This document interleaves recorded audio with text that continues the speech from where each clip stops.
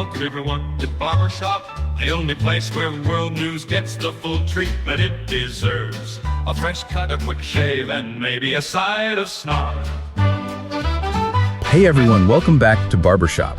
Today's episode is taking us into the future or maybe a sci-fi nightmare, depending on who you ask. We're talking about companies using AI to read employees' brainwaves to boost productivity. Yeah, it's a fascinating one and a little bit creepy too. Yeah, definitely unsettling. So you guys sent in some really interesting articles. Right. And let me see. We've got AI employee monitoring will only burn bridges in the workplace from IT Pro. We've got how Walmart, Delta, Chevron, and Starbucks are using AI to monitor employee messages from the AI Now Institute. Wow, big names. Yeah, big names. And then Testo and Calato. Okay. And last, what is the future of AI-driven employee monitoring from Information Week?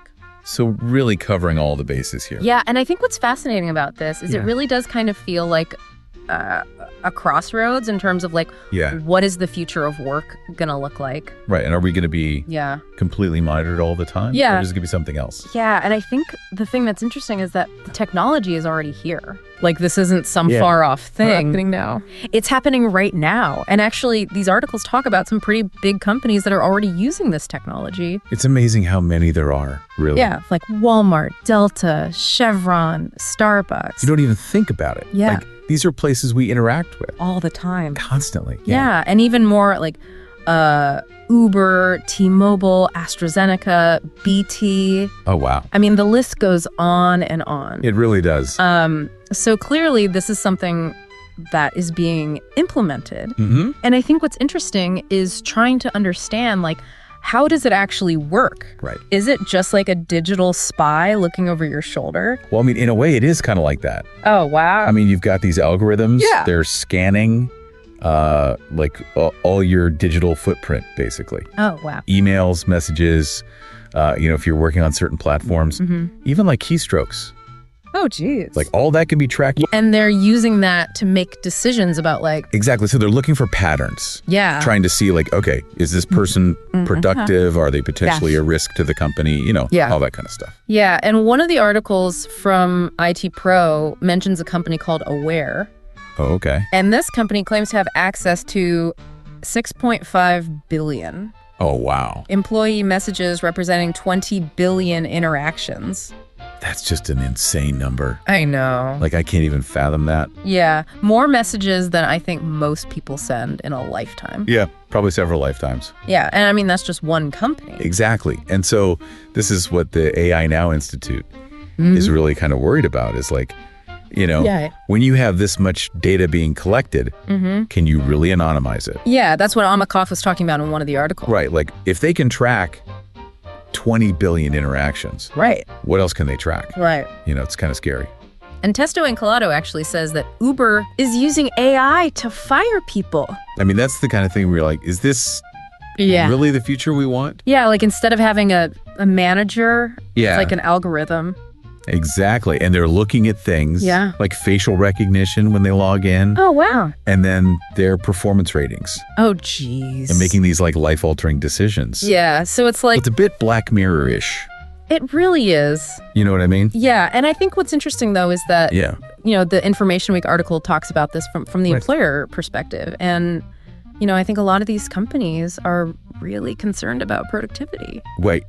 Yeah. Especially with Especially remote and hybrid work. Yeah, they're how do we know Yeah. people are actually working? Exactly. And they even mentioned in there, Yeah. the UK had flat productivity growth in 2023. Right. So that's definitely a driver. But is being online really a measure of productivity? That's the question, isn't it? Yeah. I know I've definitely spent plenty of time Yeah.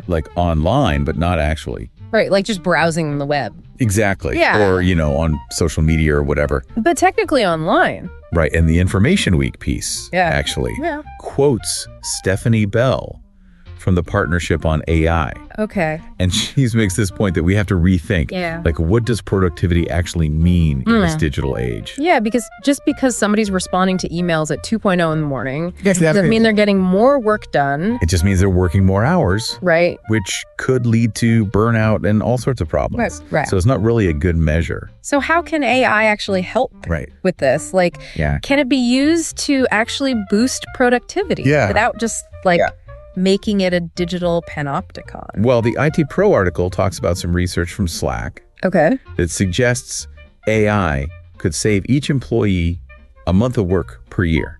A month? Yeah, by like automating repetitive tasks and things like that. Okay. So, I mean, there is definitely potential there. So it's like, if implemented thoughtfully, Exactly. it could actually be beneficial. Could free up people's time to do more meaningful work. Yeah. So I think that's kind of the question. Right. Is it a tool for empowerment? Yeah. Or is it a tool for control? Right. Is it going to help us? Yeah. Or is it going to be used to kind of like keep us in check all the time? Yeah. And I think that's what we're going to try to explore a little bit deeper in this deep dive is like, what are those implications? Right. What are the good and the bad and the ugly of this technology? So stay tuned for part 2. Yeah. This is just the beginning. Where we really get into the nitty gritty. Okay, great. At this whole issue of AI employee monitoring. It's going to be interesting. It is. Definitely. Okay, we'll see you in part 2. Sounds good. It's a powerful tool, isn't it? Yeah. Like, a hammer. Right. You can build a house or you can, hurt somebody. Exactly. So it really comes down to how it's used. Right. And I think that's the big question here is how is AI employee monitoring going to be used? And I think there are some legitimate concerns about potential misuse. Oh, absolutely. Like we talked about privacy a little bit. Right. But one of the things that Testo and Collado brought up was like the psychological impact of this kind of constant scrutiny.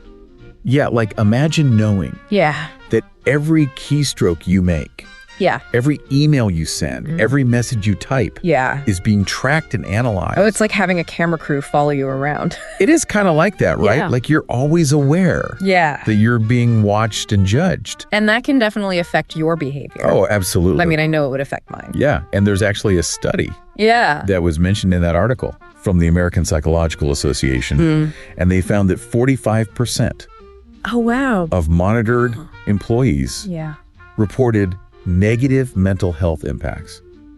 That's almost half. It's a significant number. Yeah. And it just shows that this is not just like a theoretical concern. Right. This is actually real people affecting people being affected by this technology. So what kind of impacts are we talking about? Well, I mean, things like anxiety, stress, depression, burnout. Yeah. All the things that you would expect when you're constantly under pressure. And I think it could also lead to a lot of self-censorship. Oh, yeah. Like if you know that everything you're saying is being tracked, you might be less likely to speak your mind or raise concerns for fear of being flagged or penalized. And then what happens to like creativity and innovation if you're too scared to take a risk? Yeah, you're not going to push the boundaries. And that's bad for the company too. Oh, absolutely. Yeah. Like that's not... It stifles innovation. Yeah. It creates this culture of fear. Right. And instead of collaboration, it's just like...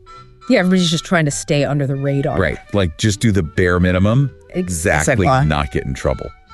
So it can really backfire on companies in the long run. So we've got the privacy concerns, the mental health impacts, the potential chilling effect on creativity. Yeah. What else should we be worried about? The Information Week article actually talks about how AI can be used to identify and mitigate unsafe workplace behaviors. So instead of just like monitoring whether someone's at their desk, they're actually like... They're looking at, are they following safety protocols? That actually sounds pretty good. It could be, right? Yeah, like especially in industries where safety is really important. Construction. Yeah. Or manufacturing, places where people could get hurt. So it's like imagine AI-powered video monitoring systems. Okay. That can detect if someone's not wearing the proper safety equipment. Oh, wow. Or if they're engaging in risky behavior. Okay, so it's like a safety net? It could be, yeah. But then again, it's still monitoring. Right. It's still collecting data. And it's like, where do we draw the line Exactly. between safety and privacy? Right. Like how much monitoring is too much? And I think that's a question that we're going to have to grapple with as a society. As this technology becomes more and more prevalent. So speaking of which, what's the legal landscape look like right now? Well, it's still kind of a gray area. Okay. The Information Week article mentions that the FTC are interested in protecting worker privacy Okay. in the context of AI monitoring. But are there like any specific laws? Not really. Okay. So it's kind of like the Wild West out there. Yeah. So it's really up to the companies to decide. Yeah, they need to proceed cautiously, Be ethical. be transparent with their employees, involve them in the decision-making process. It's not just about what's legal. Right. It's about what's right. Exactly. And in the long run, Yeah. I think ethical AI implementation is going to be much more beneficial Right. for companies than trying to Yeah. exploit loopholes or, Yeah. push the boundaries. Yeah, because if you lose the trust of your employees, Exactly. then you've lost everything. You've got a bigger problem on your hands. Yeah. So it seems like there's still a lot to figure out. Oh, absolutely. This is just the beginning of the conversation. And it's not just a conversation for like tech experts and policymakers. It's for all of us. This is something that affects all of us. It's the future of work. So we need to be informed. We need to be engaged. You need to be vocal. Yeah, like we can't just sit back Right. and let this happen to us. We need to be active participants. Yeah, we need to ask questions. Ask questions. Raise concerns. Raise concerns. Advocate for solutions. Exactly. That protect our privacy. Our well-being. Yeah, our right to a fair. And just workplace. Right. This is a powerful technology. It is. And we need to make sure that it's used for good. Absolutely. And not for evil. Well said. Yeah. It really is amazing how quickly things are changing. I know. It's like every day there's a new headline. Right. And it really makes you think about what's next. Like, is this just the tip of the iceberg? Exactly. Like, are we just scratching the surface? Yeah. And the Information Week article actually talked about this idea of AI as like a digital coach. Oh, yeah. Which I thought was a really fascinating concept. Yeah. It's kind of a different way of looking at it. Yeah. Instead of like monitoring for mistakes, it's actually like helping you. It's more about development. Yeah. And Yeah. So can you kind of like unpack that a little bit? Yeah. So imagine instead of like Big Brother watching you, you've got this AI that's actually analyzing your work patterns, identifying areas where you excel and areas where you might need some extra support. And then it like suggests training programs or resources. Exactly. So it's like personalized coaching. Oh, wow. Tailored to your specific needs. But isn't that kind of like what a manager is supposed to do? Well, yeah, ideally. But like, do you think AI could actually do it better? I mean, it's possible, right? Like, especially for remote workers who maybe don't have as much. Right. Face-to-face interaction. Exactly. Like they might not have that same access to mentorship and guidance. So it could actually be really valuable. Yeah, and for managers too. Oh, yeah. So. Well, they're often juggling. Yeah, so many things. A million different things. Yeah. So AI could help them identify which employees might need extra support. So it's like a tool to help managers manage better. Yeah, it's like an assistant to help them be more effective. So it's not necessarily a bad thing. It doesn't have to be. But I think the key is, like you said earlier, how is it implemented? Right. And that's where Stephanie Bell's advice. Oh, yeah, from the Information Week article. Yeah, she said, companies need to start with a clear problem statement. Maybe, yeah. So, like, what are they actually trying to solve? Exactly. Like, what's the problem? Yeah. And is AI monitoring the right solution? Because maybe there's a better way to address those concerns. Maybe there's a less intrusive way to achieve the same goal. It's about being intentional, not just doing it because it's a shiny new toy. It's the cool thing to do. Exactly. So I think that brings us back to like, what role do employees play in all this? Like, do we just sit back and let it happen? Or do we have a voice? I think we have a responsibility to be informed. To be engaged. To be vocal. Yeah. We need to ask questions. Raise concern. Advocate for solutions. That protect our rights. Absolutely. This is a powerful technology. It is. And we need to make sure that it's used responsibly. And ethically. Yeah. That's the key. Well, this has been a really fascinating deep dive. Yeah, it's a complex issue, It is. but I think we've covered a lot of ground. I think so. And hopefully it's given our listeners a lot to think about. And maybe even some things to talk about. Yeah, like have these conversations with your coworker. With your friends. With your family. With your employers. Yeah. Like, let's have an open dialogue. Yeah, because ultimately this is going to affect all of us. It will. So we need to be part of the conversation. Absolutely. Well, thanks for joining us for another deep dive, It's been a pleasure. and we'll see you next time. See you then.